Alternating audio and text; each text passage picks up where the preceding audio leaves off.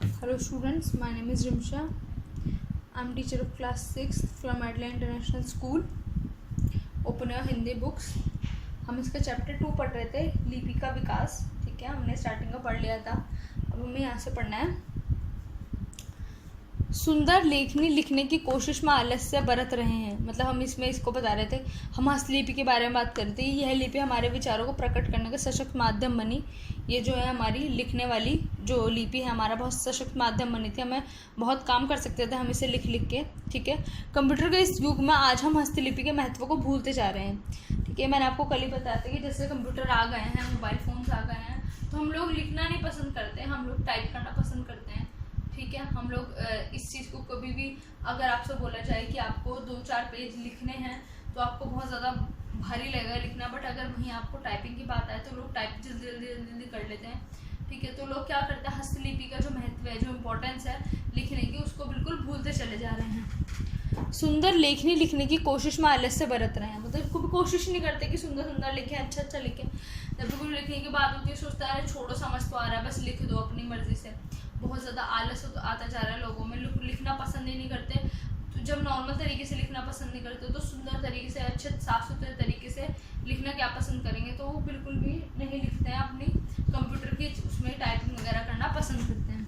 ठीक है, लेकिन जो लिपि का महत्व है वह हमेशा रहेगा. लेकिन जो लिपि की इम्पोर्टेंस है, जो महत्व है, वो हमेशा ही रहेगा, वो कभी ख़त्म नहीं होगा. ऐसा नहीं है कि अगर लोग लिखना कम कर दें तो उसका महत्व ख़त्म हो जाएगा. उसका महत्व जो था और हमेशा वैसा ही रहेगा.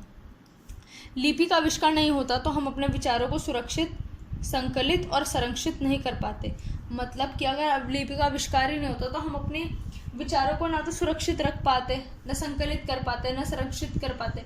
मतलब ना, अगर हमें लिखना ही नहीं आता तो पहले हम अपनी कोई भी बात कैसे बता पाते. अब जो आप टाइपिंग वाइपिंग करते हो, ठीक है, वो तो अभी स्टार्ट हुई है. पहले के टाइम में तो सब लोग लिखा ही करते थे, लिख कर ही अपनी बातें बताया करते थे. और यहाँ तक कि जो चीज़ें आप पढ़ते हो, उनको भी तो आप लिखते ही हो, तभी तो आपको समझ आता है और तभी तो आप कंप्यूटर चला पाते हो. तो हर एक चीज़ के लिए आपको पहले लिखना पढ़ना वो बहुत ज़्यादा ज़रूरी है. ठीक है, तो इसलिए अब क्या है कि अगर हम पर लिपि होती ही नहीं तो हम ऐसा कुछ कर ही नहीं पाते और हम आगे बढ़ ही नहीं पाते. हम वहीं रह पाते.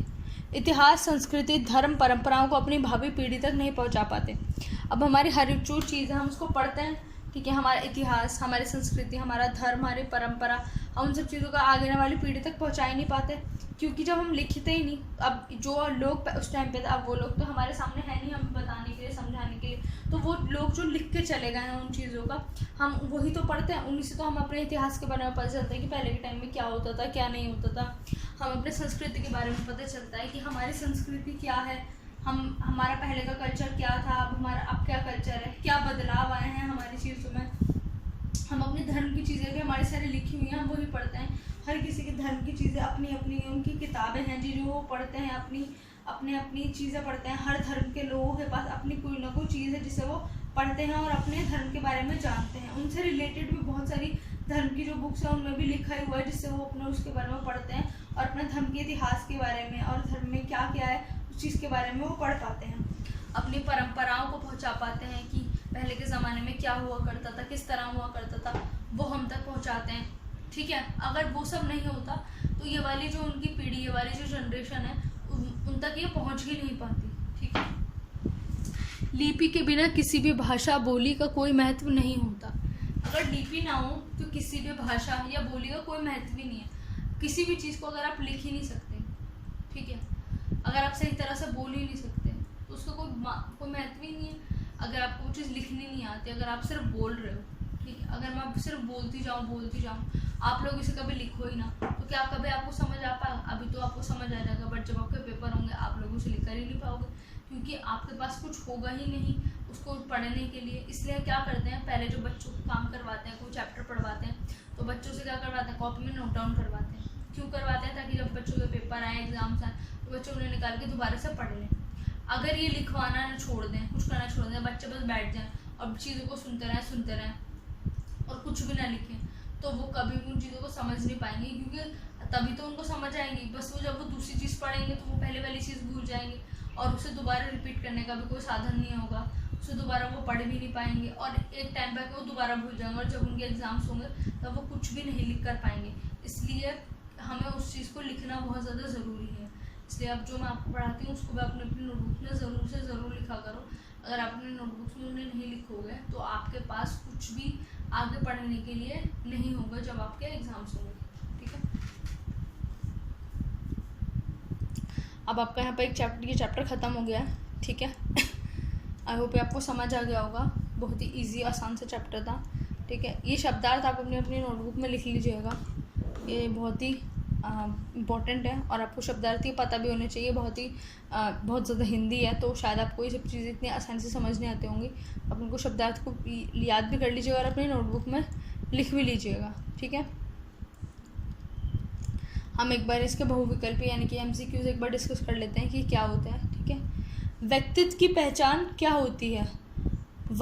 वाचलता, लिखावट, चतुराई या सुंदरता। हमने शुरू में पढ़ा था हमारे व्यक्तित्व की जो पहचान होती है वो हमारी लिखावट होती है।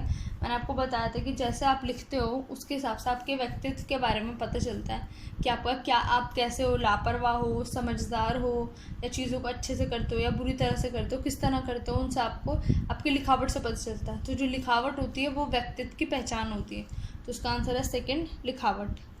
सेकेंड है माया नामी सभ्यता में लिपि का देवता किसे माना जाता है, ठीक है। जो माया है, ठीक है, वहाँ पे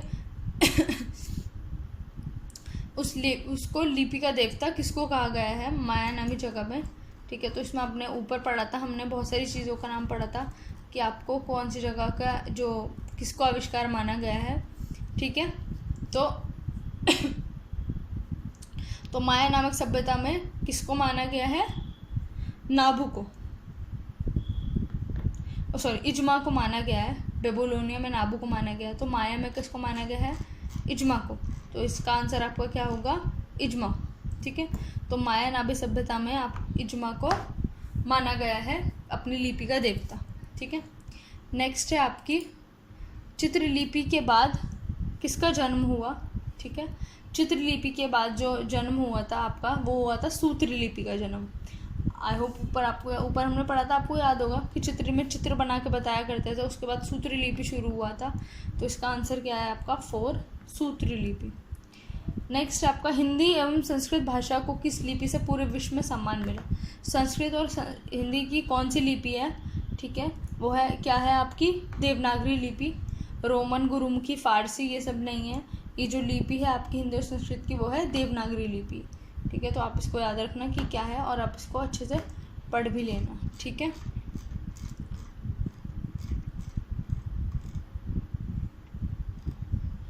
हाँ, हमारी राष्ट्रभाषा कौन सी है? हमारी राष्ट्रभाषा जो है वो है हिंदी, ठीक है। हमें उसका बहुत ज़्यादा वो करना चाहिए क्योंकि इसकी देवनागरी जो है लिपि हमें हिंदी बोला जाता है, तो हमारी राष्ट्रभाषा वो हिंदी है।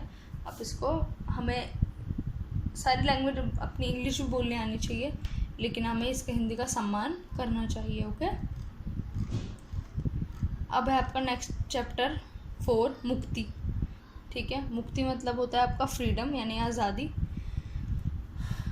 तो मैं स्टार्टिंग कर देती हूँ, हल्का थोड़ा थोड़ा बता देती हूँ, बाकी हम इसको प्रॉपर नेक्स्ट क्लास में स्टार्ट करेंगे, ठीक है। तो आपको स्टार्टिंग का पढ़ा देती हूँ थोड़ा सा। इसमें है लगभग अक्टूबर-नवंबर से सिलसिला शुरू हो जाता है, वह अजनबी आत्मीय बन जाता है और घर के कुछ जाने पहचाने अपने प्रिय हिस्सों में नए सिरे से पड़ताल करने लगती है, ठीक है। अब ये बता रहे हैं, ये अक्टूबर-नवंबर की कोई बात हो रही है, ठीक है।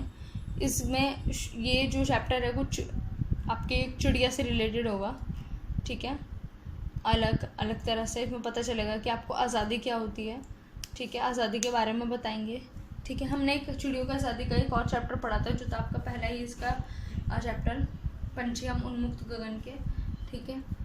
इसमें भी पता चलेगा कि ये चैप्टर है किस बारे में जब आप पढ़ोगे तो, ठीक। इसमें है कि मुक्ति होता है किसी भी चीज़ से फ्रीडम, आज़ादी या फिर छूटना, दोनों मतलब हो सकते हैं। आपको किसी चीज़ से मुक्ति मिल गई तो दोनों मतलब हो सकते हैं, एक तो होता है आपको आज़ादी मिल गई, ये एक पॉजिटिव चीज़ हो गई, एक हो गई छूटना यानी कि आप किसी चीज़ से छूट गए, ठीक है। छूट भी आपके दोनों तरह के वर्ड हैं, चाहे तो आप अपनी दुखों से छूट गए या अपनी खुशियों से छूट गए, तो ये होता है मुक्ति। मुक्ति मतलब होता है आज़ाद होना, किसी भी चीज़ से आज़ाद होना, ठीक है। तो हम इसी के बारे में पढ़ेंगे कि एक्चुअल में इस चैप्टर में है क्या, बट वो हम पढ़ेंगे आपकी नेक्स्ट क्लास में। पुराने वाले चैप्टर का जो आपसे हो सके आप सॉल्व करने की खुद कोशिश कीजिएगा, आपसे आसानी से हो जाएगा। ओके।